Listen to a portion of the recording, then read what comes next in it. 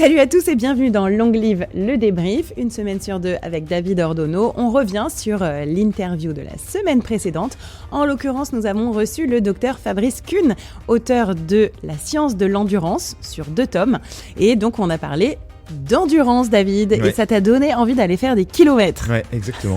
Ouais, je me suis mis un petit peu à la course. Donc, ça m'a d'autant plus intéressé parce que j'ai appris des choses que je ne savais pas. Comme quoi ? Énormément de choses. Déjà, vous avez démarré en disant que l'endurance, physiquement, en théorie, ça démarrait à partir de 60-90 secondes. Oui. Quand on commence à courir 1 minute, on engage un processus d'endurance. C'est fou. En réalité, c'est le concept de anaérobie-aérobie. Donc en gros, soit tu fais un effort qui demande pas d'oxygène, donc pas de respirer, et ça c'est seulement quelque chose que tu peux tenir 1 minute 30 max, soit c'est un effort où tu respires, où tu dois fournir de l'oxygène à tes cellules musculaires, et là c'est un effort qui dépasse 1 minute 30. Ça c'est vraiment la description un peu scientifique de l'endurance. Donc en gros, dès que tu dois respirer, t'es en endurance. Vous insistiez du coup sur l'importance de l'endurance, aussi importante que le renforcement. Tout de suite, vous avez dit que l'endurance, elle doit être complémentaire, qu'il faut à la fois faire de la musculation, et ça recoupe tout ce qu'on voit dans les épisodes depuis... Oui, moi je pense que c'est vrai qu'on a parlé beaucoup de musculation, et donc on a fait un énorme point dessus, mais il ne faut pas non plus oublier l'endurance. Et c'est vrai que je trouve, en ce moment, dans les médias, les réseaux sociaux, on parle énormément de muscu, ce qui est très bien, hein, mais l'endurance, la capacité du cœur, des poumons, et surtout tous les bénéfices de tous les organes pendant l'endurance est absolument primordial. Donc la muscu ne doit pas remplacer du tout l'endurance. Ouais, et il dit d'ailleurs que s'il n'y a pas d'endurance, l'organisme, il dépérit. En fait, l'organisme, il est fait pour l'endurance. Oui. L'organisme est préparé pour ça. Il dit même, c'est notre capacité principale. Donc c'est fondamental, l'endurance. C'est fondamental. En fait, c'est vraiment ce qui a permis à l'être humain d'être ce qu'il est. C'est-à-dire de pouvoir courir longtemps pour chasser à l'épuisement, comme ça s'appelait. Donc de courir entre, 10 et 20 km tous les 2-3 jours pour aller chasser. Et du coup, c'est manger beaucoup de protéines, avoir un cerveau qui se développe très très bien. Et en fait, ce qui fait qu'on est très endurant, surtout, c'est qu'on transpire et qu'on est capable de développer un effort très long, même sous des fortes chaleurs. Et c'est ça qui a fait notre supériorité par rapport à d'autres animaux. La chose la plus importante, et ça j'ai aimé parce que c'est un médecin, et il y a un discours qui est un peu déculpabilisant et encourageant. Il dit que la chose la plus importante, en fait, une fois qu'on a considéré tout ce qu'on doit faire avec toutes ces injonctions, c'est de faire le sport qu'on aime. Oui, c'est vrai que la notion de plaisir, elle est énorme. Et d'ailleurs, c'est Fiona Schmidt d'ailleurs qui nous en avait parlé très bien en nous disant, mais de toute façon, le plus important, c'est le plaisir. Et c'est vrai que il faut trouver le sport qui nous plaît. Si c'est la danse, danser. Si c'est le rameur, ramer. Si vous aimez le surf, surfer. Voilà, il n'y a pas que la course à pied. C'est vrai qu'on a parlé beaucoup de course à pied parce que c'est un sport que beaucoup de gens pratiquent et qui est très étudié aussi parce que c'est facile en fait d'étudier la course à pied médicalement parlant ou scientifiquement parlant. Mais le principal, c'est vraiment le plaisir. Et donc, si vous aimez le tango, faites du tango. Ouais. Et il y a un truc qui est marrant aussi dans ce discours globalement qui est encourageant, positif, déculpabilisant, c'est qu'il dit que la durée minimale qu'on considère comme nécessaire, elle est descendue. Et finalement, il y a quelque chose qui dit, si vous pouvez faire juste quelques minutes, et ben finalement c'est déjà pas mal. Alors oui, ok, faut faire plus. Moi j'ai du mal avec ça. Alors oui, bien sûr, 1 minute est mieux que 0, et ça on le dit toujours, toujours mieux que 0, mais il faut quand même bien écouter que les vrais bénéfices commencent à partir de 2h30, 3h par semaine. À partir de 2h30, 3h par semaine. Donc pas de bénéfice, à moins de ce... Et qu'ensuite, on peut aller à l'infini jusqu'à 25 heures par semaine. Et en fait, ils se sont arrêtés d'étudier parce que peu de gens font plus de 25 heures de sport par semaine. Évidemment, si on fait 1 minute de sport par semaine, il n'y aura pas d'incidence et on n'en verra pas les bénéfices. Ça va de soi. Mais moi, ce que j'aime bien dans son discours, c'est ce côté positif. C'est de se dire finalement... c'est toujours bien. Et 1 minute va vous donner envie d'en faire 1 minute de plus. Ça, et petit à petit, vous allez monter. Et commencer par 1 minute. On en reparlera après parce qu'il y a une super punchline là-dedans. C'est pas mal. Et vous allez en faire 2, et 3, et 5, et 20. Et la mortalité, les études montrent qu'elle diminue linéairement. Et là, il y a un truc que moi j'ai trouvé hallucinant. Les minimums bénéfiques, ça serait 2h30, 3h. On commence à avoir effet sérieux. Ouais, par semaine. On commence à avoir un effet sérieux sur la longévité et la lutte contre la mortalité, toutes causes confondues. Et après, les études comptent jusqu'à 25 heures. Chaque minute ajoutée est bénéfique et diminue la mortalité toute cause confondue. Jusqu'à 25 heures par semaine. C'est dingue. C'est beau. C'est beau et du coup, ça donne envie en fait. On se dit que voilà, on le fait pas pour rien, on le fait pour soi, pour aller bien, pour être en meilleure santé, pour être en pleine capacité aussi de ses moyens. Ouais. Donc, ouais. Alors très peu de gens font 25 heures de sport par semaine, mais se dire que c'est prouvé qu'au bout de 25 heures, chaque minute de sport fait du bien en termes de longévité, c'est fou. Ça veut dire qu'évidemment, on fera jamais 25 heures. Enfin, en tout cas, certainement pas moi. Toi, non, 25 heures 25 heures, non. Déjà 10 heures par semaine, pour moi, c'est des bonnes semaines. Non, 25 heures, c'est n'importe quoi. Mais ça montre bien qu'à l'extrême, oui, ça existe, c'est extrême. Mais qu'à l'extrême, il y a une incidence évidente. Et ça, c'est hyper encourageant. Ça existe aussi beaucoup chez les gens qui sont payés pour ça. Hein. C'est vrai que voilà, quand tu as un job et qu'en plus tu dois faire 25 heures de sport, ça fait beaucoup de prise sur les heures de sommeil. Oui, c'est vraiment hyper intéressant. Mais surtout, ça veut dire que le sport doit être finalement la pierre angulaire de la vie et pas le travail, ni les transports, ni le temps passé sur les écrans. Et en fait, je pense qu'il y a vraiment un tournant à prendre sociétalement absolu sur l'importance de bouger. Et pour l'instant, il ne se passe rien, en fait. Et même si on le dit, même si on a l'impression que les gens font plus de sport, peut-être parce que nous, on est dans notre microcosme, mais il y a un vrai souci sur l'importance du temps passé assis, souvent à travailler, ou sur les écrans. Et en fait, le sport n'est pas du tout assez mis en considération dans notre quotidien. L'exercice et le fait de lutter contre l'activité physique, ouais, ça peut être la marche, ça peut être de faire son jardin, de bricoler, mais il faut bouger, quoi. Et ça, on est vraiment à un moment en fait décisif où on doit complètement changer notre façon de vivre.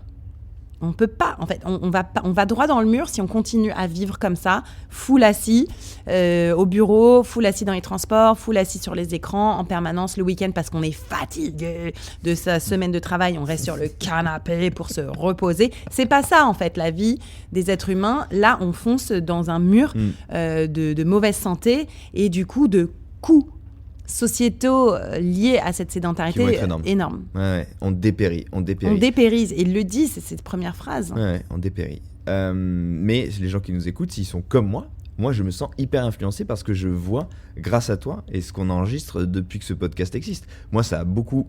Je vais pas faire cette punchline pourrie de dire ça a changé ma vie. Mais ça l'a changé. De fait, je fais plus de sport, je cours, j'ai arrêté de fumer. Je me suis quand même acheté cette semaine, à cause de Flavio Bonnet, salut Flavio, un bureau qui monte et qui descend. Je me le suis acheté aussi, avec le tapis, moi, qui va avec. Alors, moi, j'ai pas encore le tapis. Mais c'est dingue. C'est-à-dire qu'en fait, je suis déjà debout.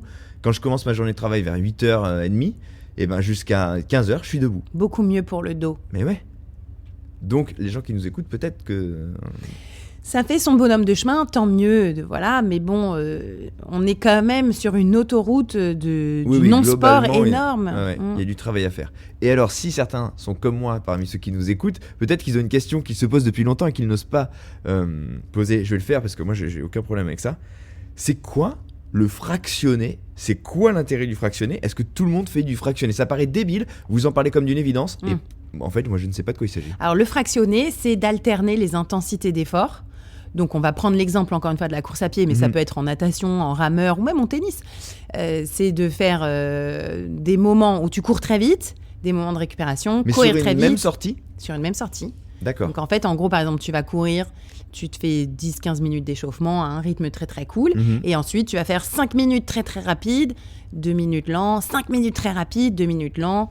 Voilà, 5 fois, 10 fois, en fonction de tes capacités. Donc, 2 questions sur le fractionné. Quel est l'intérêt de ça ? Et comment... Quand on n'a pas de notion, on conçoit un fractionné. Parce que toi, tu dis, ok, tu fais 2 minutes de ça. Mais moi, à quel moment je vais me dire, il faut que je fasse 2 minutes de sprint, puis 5 minutes de... Enfin... Je comprends. Alors, donc, les bénéfices sont pour le cœur, c'est-à-dire que le cœur va se muscler, il va devenir plus gros, il va devenir plus fort, il va envoyer plus de sang d'un seul coup à chaque battement, il va réussir à battre de façon moins folle, en fait, il va devenir plus structuré, voilà, le cœur va s'améliorer. C'est-à-dire qu'en faisant changer les intensités, bizarrement, on stabilise l'activité cardiaque ? Voilà, en fait, on muscle son cœur, on fait qu'on a un cœur plus gros, qui envoie plus de sang d'un coup, qui est plus résistant. Tu veux dire que de manière générale, d'accord. Exactement. Ensuite, on a des muscles qui sont plus forts. Donc, en fait, ils sont capables d'utiliser plus d'énergie d'un seul et même coup sur 1 minute. Ça veut dire qu'on augmente le nombre de mitochondries. Donc, c'est les usines à fabriquer de l'énergie dans les muscles. On augmente aussi notre capacité à utiliser les glucides dans notre corps. Voilà, donc en fait, toutes les fonctionnalités de notre activité physique vont augmenter. Donc, on va gagner en force, on va gagner en explosivité. Donc, les muscles vont être plus forts, plus rapides. On va avoir plus de neuromoteurs. Donc, on aura plus de neurones entre le cerveau et les muscles pour les activer.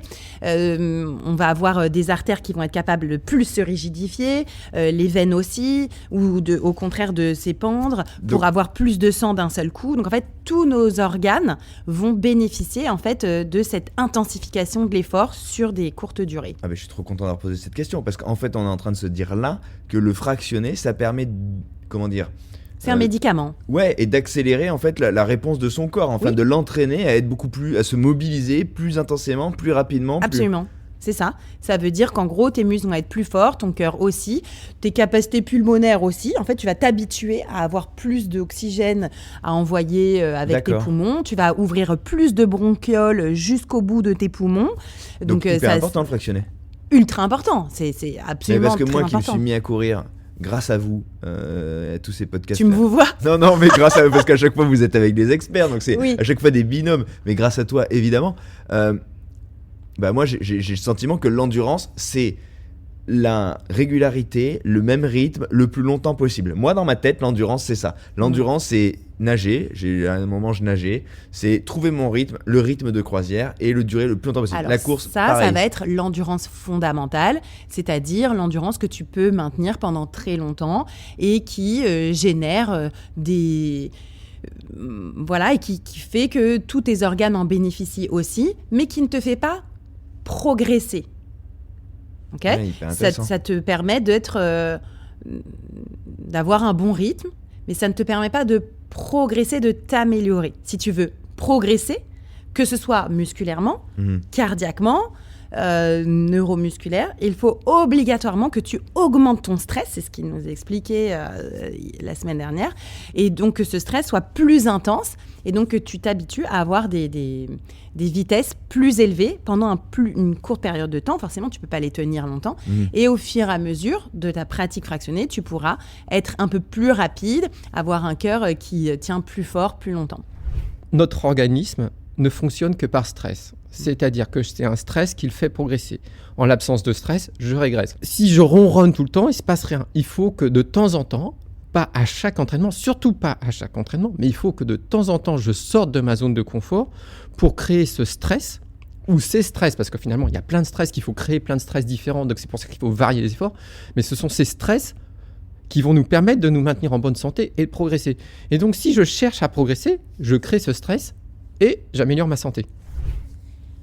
Donc, il faut créer des stress. Le fractionné, c'est sortir de sa zone de confort, donc se mettre dans le rouge, voire le super rouge.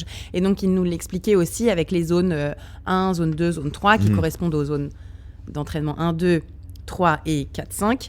Il faut souvent aller en sprint, donc c'est-à-dire que quand tu nages, faire des 25 mètres à fond ou des 50 mètres à fond, puis récupérer pour pouvoir progresser. Et si tu ne progresses pas, tu régresses. En fait, c'est ça qui est aussi intéressant à se dire. C'est pas dire j'ai plus de 40 ans, maintenant je m'en fous, je veux plus faire de fractionné. Moi, j'ai entendu ça de quelques personnes qui veulent plus faire de fractionné, ça les saoule, c'est trop dur. Oui, c'est dur, mais si tu ne le fais pas, tu régresses en fait. Donc voilà, il faut aller chercher du fractionné, donc une fois par semaine, au moins tous les 10 jours. En fonction de ce que tu veux, peut-être 2 fois par semaine. Et le fractionné, ça peut être du fractionné court, pour répondre à ta question. Donc, par exemple, des 30 secondes, plein effort, 30 secondes de récupération, 30 secondes plein effort, 30 secondes de récupération. Ça peut être aussi des fractionnés longs, où on est dans du 5-8 minutes à haute intensité. Mais forcément, ce n'est pas les mêmes vitesses que tu tiens 30 secondes. Et ensuite, tu récupères pendant 5 minutes. Quand on se parle de récupération, par exemple, sur une course, ça veut dire que tu marches. Ça dépend. Si tu es dans le sprint absolu, comme du 30 secondes, ça peut être vraiment de l'immobile. Par exemple, en natation, tu fais 25 mètres ou 50 mètres à fond. Ensuite, tu es immobile au bout du bassin, tu récupères 10 secondes ou 15 secondes et tu repars. Mais ça peut être aussi de la récupération active. Donc, par exemple, si tu fais du 2 km, donc voilà, ça va être peut-être 10 minutes ou voilà, 1 km, 1 km 5. Et ensuite, tu peux faire de la récupération active où tu courottes tranquillement. Donc, tu restes quand même dans de l'effort. Il faut le sentir. Alors après, il y a vraiment des techniques d'entraînement. Si vous voulez vraiment faire du fractionné, téléchargez mon application parce que dans l'Expérience Club, il y a 1 à 2 fractionnés par semaine. Et je suis très fière de ça parce que bien sûr, il y a de la musculation, mais il y a aussi des sorties longues et il y a aussi au moins 1 fractionné par semaine pour niveau 1, niveau 2, niveau 3. Et c'est indispensable. Et c'est vrai qu'on a beaucoup parlé de la musculation, de la force, bien sûr, mais l'endurance, c'est absolument indispensable. Il faut combiner, mais c'est hyper intéressant de se dire qu'il y a les deux. Et c'est très dur, et c'est vrai que moi je trouve quand même que c'est beaucoup plus dur de faire du fractionné que même de la musculation. On parlait de dialogue interne, de ce qu'on se dit, parce que l'effort est tellement dur qu'il faut le normaliser, mais c'est vrai que c'est dur psychologiquement en fait, le fractionné. Alors, dialogue interne, c'est quelque chose dont vous avez beaucoup parlé.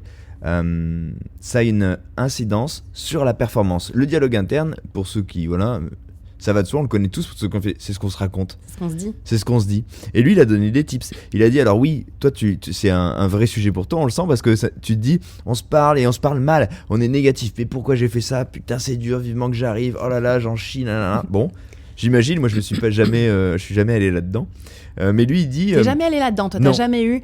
Quand tu cours, j'en ai marre, c'est chiant. Je vais pas assez loin dans la longueur. Moi, je cours rarement plus de 45 minutes. J'ai pas le temps de me dire ça. Et ce qui est marrant en vous entendant, c'est que moi, je me suis dit, c'est drôle, je ne me parle pas. Moi, quand je fais du sport, quand je vais courir ou que je nage, j'utilise ce temps pour régler des problèmes. Je prends un sujet et je le ponce. Okay. Je ne pense pas du tout à moi. Je pense à me dire, est-ce que mon souffle est bon ? Est-ce que je suis bien ? Est-ce que je me sens bien ? Mais ok, je vais gérer cette situation. Il faut que quand j'ai fini cette course, j'y vois plus clair sur ce sujet. Ok. Je pense jamais à moi. Ça alors ? Mais parce que je fais pas assez. Je pense que si j'ai plus, je me dis, ah putain, c'est dur, j'y arriverai, je pense. Moi, j'ai décidé de ne plus penser à ça, à ces problèmes. Justement, quand je fais mon sport, je ne pense qu'à moi et qu'à mon effort. Et qu'à la performance. Je veux plus penser à... régler mon problème de boulot ou quoi, ça me saoule en fait. Avant je faisais ça et maintenant je veux plus, donc je pense que à ma technique, à comment je respire, à est-ce qu'il fait beau, est-ce que les arbres sont beaux, est-ce que l'eau est douce, je ne pense plus à ces problèmes. Je pense que j'ai passé le cap. Ah mais il y a des trucs. Mais pourquoi pas en fait Non mais alors, et du coup il y a des tips, c'est génial parce que et ça c'est un truc que j'aurais aimé quand on sourit. Non mais c'est dingue. C'est très travaillé. Non mais c'est dingo. Regardez Roland Garros par exemple. C'est très travaillé parce que je parle de Roland Garros parce qu'il y a beaucoup du tennis en général. Il y a beaucoup de gros plans sur les joueurs. On les voit beaucoup pendant longtemps. C'est travailler le visage parce qu'en plus il y a l'adversaire. Alors attends, il faut qu'on redise quelque chose au cas où les gens soient passés à côté. Quand tu dis c'est travailler, c'est qu'il est prouvé que quand on sourit, on améliore ses performances. Quand on nous sourit, on a des meilleures performances. Quand on nous encourage, ça on peut le comprendre un peu plus facilement, on a des meilleures performances. Mais sourire en courant, ça fait courir mieux. Moi je trouve ça super. Enfin, Et alors pour le coup, les pancartes des supporters récemment dans les courses sont fabuleuses. C'est-à-dire que là, j'ai fait le semi de La Rochelle et il y a des pancartes, mais hyper fun, des familles. Allez, papa, on a froid. Des trucs comme ça, genre, vous arrivez quand ? On a faim. Mais vraiment, c'est écrit par des enfants, les familles. Et du coup, ça nous fait sourire. Les gens nous sourient. Et donc, il y a vraiment un côté émulation hyper favorable qui est très, très sympa. Mais je trouve ça super que le sourire soit un facteur de performance. Mais c'est très travaillé. Et regardez, par exemple, il y a des footballeurs. Je pense à la Munoz, qui jouait à Newcastle, qui avait toujours cette banane absolue dans des efforts terribles. C'est travaillé. J'en parle aussi à Sabir Apelli, qui est championne du monde de swimrun. Quand elle fait des fractionnés très très durs, elle se force à sourire. Elle envoie un selfie. Il est hyper souriant. Elle me dit, quand c'est dur, on sourit. Et quand c'est plus dur, on sourit encore plus. Donc c'est très travaillé, ce sourire, ce visage par les athlètes de très haut niveau. Et ça touche un truc du doigt qui est le ratio dont vous avez parlé entre la pénibilité et comment dire la récompense. Il faut qu'on soit toujours dans un ratio un petit peu inversé où on se dit ça vaut le coup, c'est chouette, j'atteins quelque chose. Et tant que la pénibilité nous paraît moindre, ça va en fait. Il faut se parler inlassablement, c'est très dur. Et c'est vrai que pour ça, c'est aussi pour ça que parfois on a des lièvres, entre guillemets, qui nous aident en fait, qui nous tirent. La personne qui vont nous parler. Qui va plus vite, ouais. C'est ça, c'est-à-dire que tu prends un copain qui court beaucoup plus vite que toi, qui t'emmène pour toi-même faire ta performance, parce qu'en fait, lui, il va être là, il va te parler, il va te tirer, il va te dire que ça va. Moi, je le fais parfois pour certaines copines, pour les emmener, en fait, à se dépasser. Ouais. Et d'un seul coup, elle me dit, mais attends, je l'ai fait, merci, Lucie, grâce à toi. Ouais. Et en fait, c'est pas grâce à moi, c'est parce que je leur ai dit tout le temps, ça va, on est bien, on est très, très bien, c'est très, très bien, là, ce que tu fais, on continue exactement comme ça, qu'on n'arrive plus à se dire tout seul quand on est dans le dur. Être dans le dur, qu'est-ce que c'est ? C'est le cœur qui bat beaucoup plus vite que ce qu'on a l'habitude, les muscles qui commencent à être très fatigués et donc le cerveau qui nous demande d'arrêter, alors qu'on peut continuer. Et un jour, il faudrait que je vienne courir avec toi. Je me demande quel effet ça ferait. Ça dépend, c'est à quelle vitesse. Tu cours combien de temps ? Je sais pas, 45 minutes. Mais combien de kilomètres en 45 minutes ? Faut que je regarde mon Strava. Je te suis pas sur Strava. Non mais personne. Suivez David Ordono sur Strava, encouragez-le. Mais si, parce que le sourire et l'encouragement poussent à la performance. Alors, en termes de performance, justement, vous avez parlé de choses que je ne connais pas. Sur la performance, fréquence cardiaque max, VMA, de quoi on se parle ? Sachant que, il a dit que sur des efforts courts, il était intéressant de considérer la VMA, sur des efforts longs, la fréquence cardiaque max. Est-ce que tu peux me dire quels sont les deux Alors, la fréquence cardiaque max, c'est la capacité de notre cœur à battre rapidement, le plus rapidement possible. Et on la mesure en battements par minute. D'accord. Okay, donc, on a tous une fréquence cardiaque max qui est différente. Bon, en gros, par exemple, quand on a 40 ans, ça va être pour une femme autour de 170 battements par minute maximum, mais certaines personnes peuvent monter jusqu'à 180, 185, d'autres moins, en fonction de notre génétique. C'est beaucoup génétique, la fréquence cardiaque max. Plus la fréquence max est importante, plus on est... Ça dépend. Pas forcément, parce que tu peux avoir une fréquence cardiaque basse, mais comme ton cœur il est très gros et très musclé, il envoie énormément de sang. D'accord. Et en plus, ça dépend aussi de ta taille, de ton poids. Parce que forcément, on s'en fout de cette valeur, alors parce qu'elle n'indique pas grand-chose. Il y a plein de facteurs elle indique pour toi, en fait, tes capacités en fonction. Donc, c'est pour ça qu'on l'utilise plutôt pour les efforts de très longue durée. D'accord. Parce qu'elle a vraiment une incidence plutôt sur le long terme, sur la fatigue de ton cœur. Ensuite, la VMA, c'est la vitesse maximale aérobie. Donc, c'est ta vitesse maximale pendant que tu respires. Les vitesses de quoi ? Alors, ça dépend. Tu peux la calculer en courant, en cyclisme, en course à pied. D'accord, okay. Voilà. Donc, par exemple, en course à pied, il y a plein de façons de la calculer, mais on la calcule assez facilement. C'est combien tu cours de mètres en 6 minutes maximum. D'accord. Tu te donnes 6 minutes, tu cours à balle de vitesse à mort, et au final, tu arrives à combien ? Peut-être 1,5 km en 6 minutes.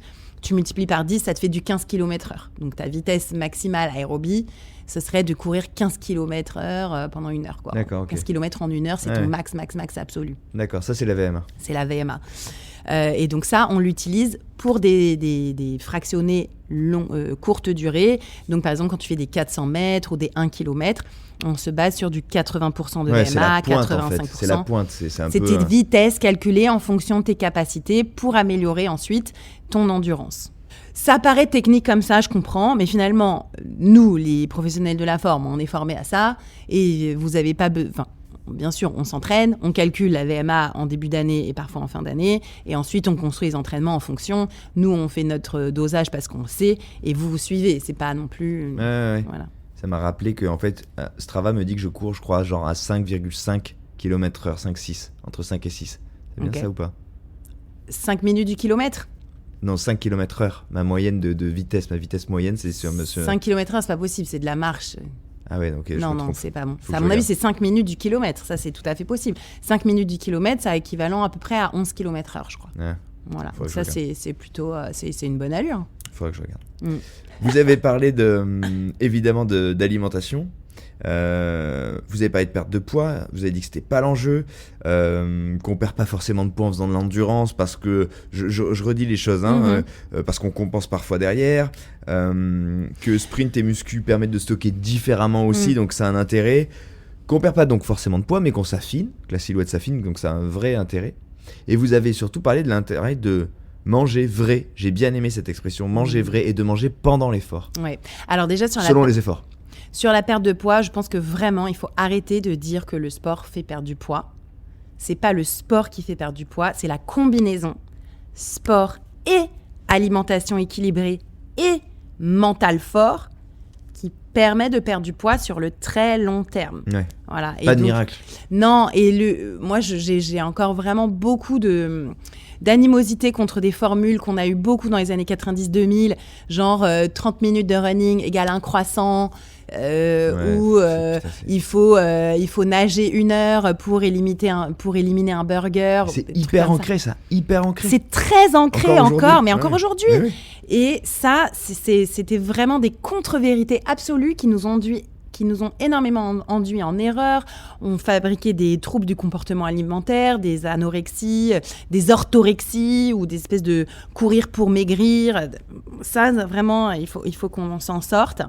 Et parce que, voilà, comme nous explique très bien Fabrice, on fait du sport, mais en fait, on continue à dépenser des calories pendant longtemps. Après, souvent, on surestime énormément le nombre de calories dépensées à l'effort, mais on n'a pas du tout d'idée des calories dépensées ensuite, les 2, 3, 4 heures après l'effort, en fonction de l'effort qu'on a fourni. Donc, en fait, il faut complètement arrêter de parler des calories et tout ça. Il faut arrêter. Et finalement, il faut vraiment l'envisager sur le long terme, mélanger le cardio, les sprints et l'endurance et le renforcement musculaire, et avoir une alimentation équilibrée, régime méditerranéen dont on ne cesse de parler, avec ce côté vraiment vrai, c'est-à-dire des alimentations non transformées. Et je reprécise par rapport au sport, ce que Fabrice nous a appris, c'est que quand on fait une demi-heure, 1 heure de sport, on n'a pas besoin d'avoir une alimentation particulière avant. Quand on fait des efforts très longs, en revanche des triathlons, les choses comme ça, oui, là on peut manger pendant l'effort et c'est même nécessaire. Et il parle même de concours de bouffe. Il dit les triathlons, c'est des concours de bouffe parce que chacun... Tu te rends compte quand tu es à 100 grammes de sucre, 120 grammes de sucre par heure. Ouais. C'est-à-dire qu'un gel, c'est 20-25 grammes de vous parlez sucre. De gel et des choses comme ça. Donc en gros, t'en manges 5 par heure. Ouais. Donc c'est déjà... Il dit même que les athlètes ont un entraînement digestif. C'est ça, entraînement digestif. Incroyable. Et c'est vrai que moi, j'en parle souvent dans mon application. J'incite vraiment les membres de mon club à apprendre à manger sur certaines sorties, par exemple parfois sur leurs sorties longues, mais aussi parfois sur leurs sorties fractionnées, parce qu'en fait, c'est dur. Donc ton système digestif est un peu chamboulé, mais il faut apprendre quand même à manger pendant. Et ça, c'est un entraînement. Sinon, tu ne peux pas arriver le jour d'une course, découvrir de manger pendant une course, et du coup, tu supportes rien. Donc, c'est un entraînement digestif. C'était hyper intéressant, cette formule. Et même Fabrice nous a donné une recette. Se faire des barres de céréales, c'est super facile. La recette, c'est 30 grammes de miel, 30 grammes de céréales, ce que vous voulez. Ça peut être des flocons d'avoine ou ce que vous voulez, flocons de sarrasin. 30 grammes de fruits secs. On hache ça grossièrement, on met ça compacté dans des petits moules à mini-cake, on fait cuire ça à 180 degrés, un quart d'heure, 20 minutes, et c'est tout. On a notre barre de céréales, c'est hyper simple, et on peut varier les choses qu'on veut faire. Moi, je mets du gingembre frais dedans, je trouve que ça donne un goût vraiment sympa. Donc là, on a des barres qui sont de qualité, on a mis ce qu'on voulait dedans. On peut faire ses barres énergétiques soi-même. On peut faire ses boissons d'effort soi-même, en mélangeant du jus de raisin dans de l'eau, jus de raisin bio, dans de l'eau avec un petit peu de sel. Donc on peut aussi quand même gagner en autonomie et ne pas forcément que prendre des trucs industriels. Après, c'est vrai que les gels industriels, les compotes, des trucs comme ça, c'est pratique, déjà par leur conditionnement. Tu peux facilement l'emporter, tout ça. Par exemple, moi, je nage beaucoup. Quand je fais de la nage en eau libre de longue durée et d'endurance, j'ai besoin de m'alimenter. Bon, je peux pas avoir mes barres faites maison, emballées dans mon papier d'alu. Enfin, ça va fondre dans ma combi, dans la mer et tout. Donc voilà, je suis obligée de consommer des aliments sous cette forme. Gel. C'est dingue. Je suis très contente d'avoir eu Fabrice et de remettre quand même l'endurance au milieu du village. C'est quand même une pierre angulaire absolue. Et, c'est l'habitude qu'il faut avoir. Exactement. Et voilà, la musculation, bien sûr, ultra important. Les muscles, cet organe qu'on ne connaît pas bien et qui est en train de se révéler à nous pour sa santé. Mais malgré tout, l'endurance reste hyper important C'est le dans fil la rouge. longévité. C'est le fil rouge. C'est le fil rouge, absolument. Et bien sûr la muscu, mais absolument l'endurance. Il dit un truc très bien, donc on doit faire 2-3 heures de sport par semaine, et il dit il faut progresser doucement, et vous le dites souvent avec les experts, allez-y doucement, ne faites pas trop vite, progressez sainement, et il dit chaque progrès doit être ridicule. J'ai adoré cette formule. J'ai adoré aussi, parce que c'est vrai que, par exemple, tu vois, moi je me trouve toujours ridicule dans mes progrès. Parce que c'est vrai que dans mon univers, j'ai beaucoup de sportifs de haut niveau ou d'anciens sportifs de haut niveau. Donc, les niveaux dans mon entourage professionnel sont très élevés. Alors que moi, je ne viens pas du tout du sport de haut niveau. Et je me trouve toujours ridicule par rapport à eux, même si je progresse malgré tout derrière. Ouais. Et du coup, cette formule m'a fait énormément de bien. Elle n'est pas condescendante. Ouais. Elle est vraie et j'aime beaucoup. Ça veut dire qu'il faut faire attention, il faut faire des petits progrès en fait. Et ne pas se comparer, et ça c'est le plus dur, et ça, encore une fois ça revient au dialogue interne, se comparer à soi. Ne pas se comparer aux autres encore et toujours. C'est très difficile dans cet univers aussi où tout est image, tout est compète, tout est comparaison permanente.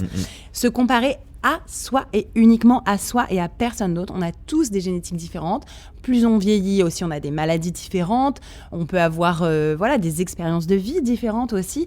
Donc il faut se comparer à soi et uniquement à soi. J'ai trouvé trop bien cet épisode, c'est hyper positif. Ça m'a donné envie d'aller courir et de courir. Moi aussi d'ailleurs, je vais pas courir aujourd'hui et c'est dommage. Mais je vais le faire pour toi, j'espère.